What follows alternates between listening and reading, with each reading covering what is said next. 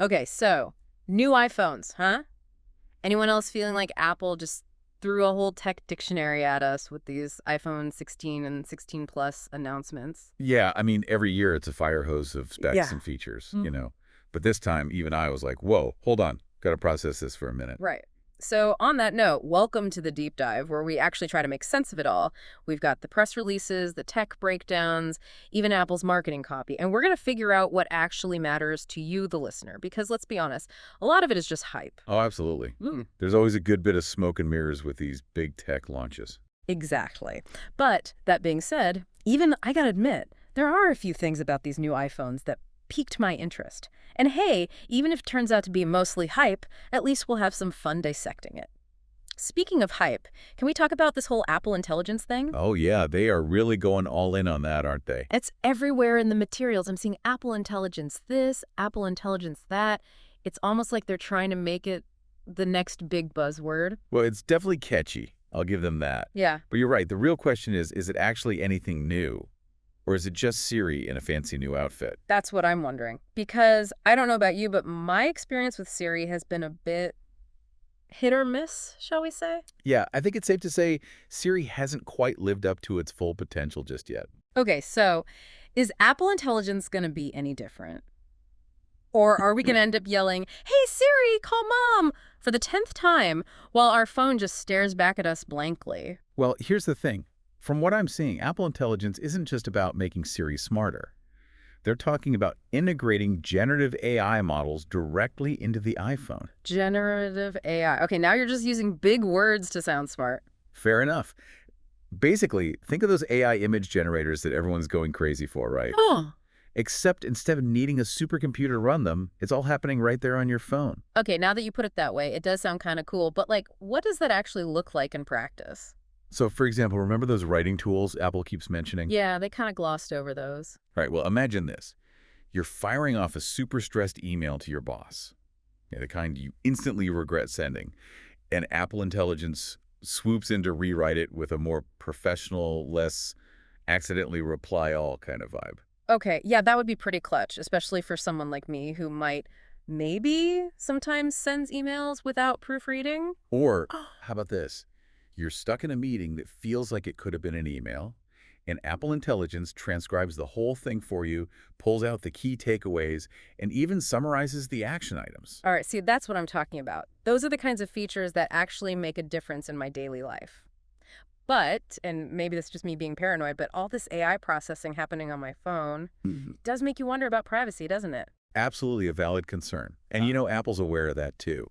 That's where this whole private cloud compute thing comes into play. Okay, yeah, I saw that term thrown around. What is that exactly? So essentially, they're saying that for more complex AI tasks that need a little extra processing power, they've designed a system where even Apple doesn't have access to the data being processed. Wait, so it's like having a super secret vault for your data, and even Apple needs a special invitation to get in? That's the idea, anyway. Yeah. And they're claiming that a lot of the AI processing actually happens directly on the device, so your data never even leaves your phone in the first place, which I gotta say would be a pretty big deal in the world of AI. Okay, color me intrigued, but also a little skeptical. Like, how can we be sure they're being truthful about all of this?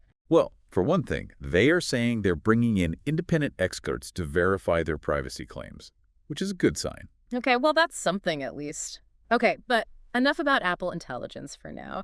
Let's talk about something a little more tangible, like the actual camera, because you know me, got to talk about the camera. And Apple's really playing up the camera upgrades this year, especially this camera control thing. Yeah, the camera control. I'm surprised you picked up on that. Most people just kind of skim over the technical stuff, but that's actually a pretty big deal. Really? Okay, well, humor me.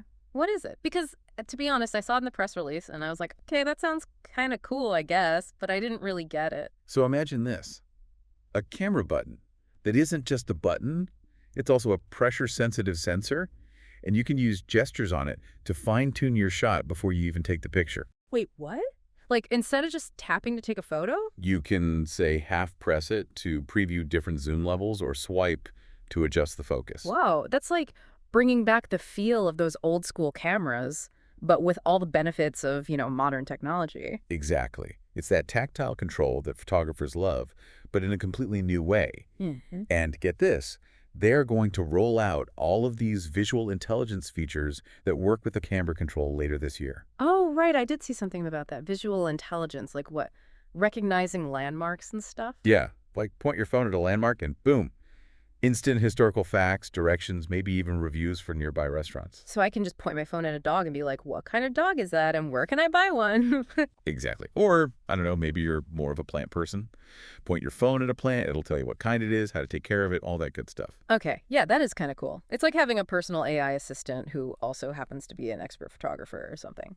But all right, let's talk about those specs for a second because I did see they've got the 48MP fusion camera, 2x telephoto lens, macro lens. Like those are some serious numbers. What does it all mean for someone who, isn't a professional photographer? Well, for one thing, it means you can finally say goodbye to grainy digital zoom. You know how like you try to get a good photo at a concert and it just turns out all blurry and pixelated?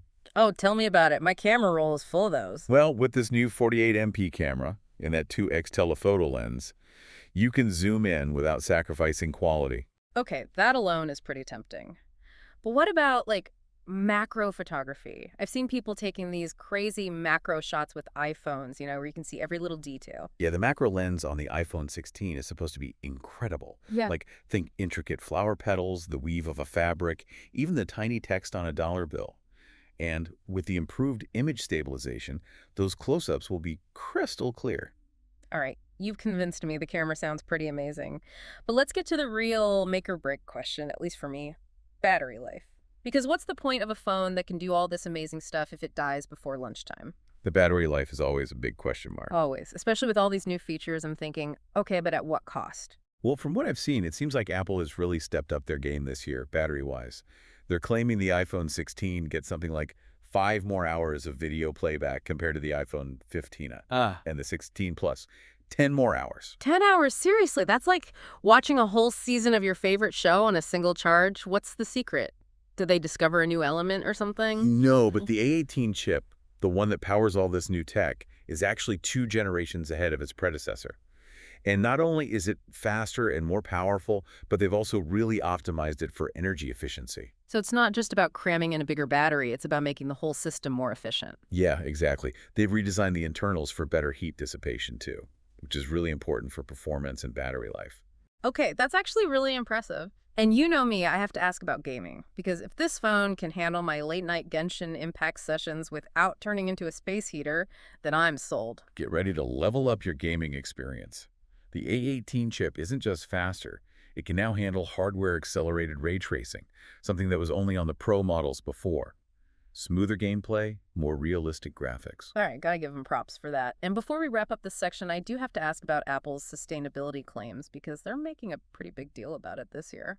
Right, like all the recycled materials, the fiber packaging, all that. Is it legit, or is it just greenwashing? Well, it's a little bit of both, to be honest.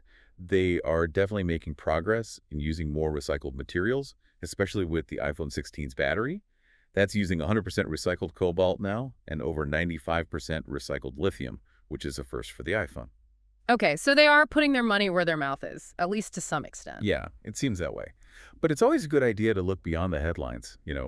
How transparent are they being about their supply chains?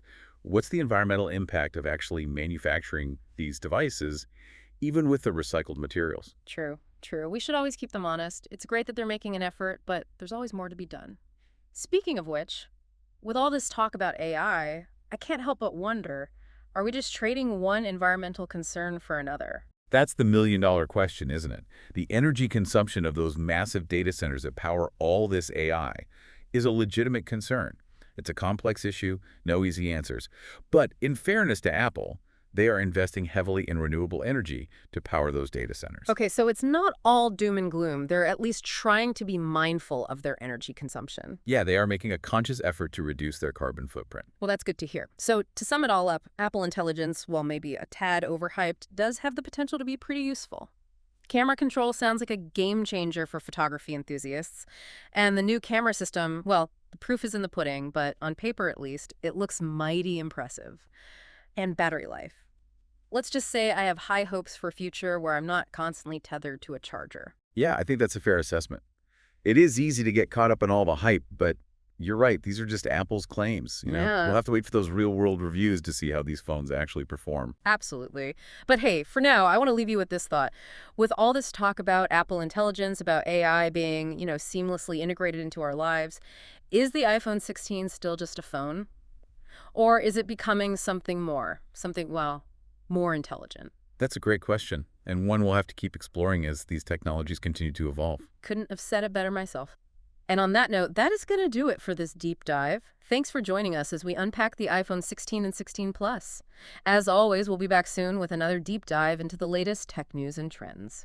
Until then, keep those phones charged and stay curious.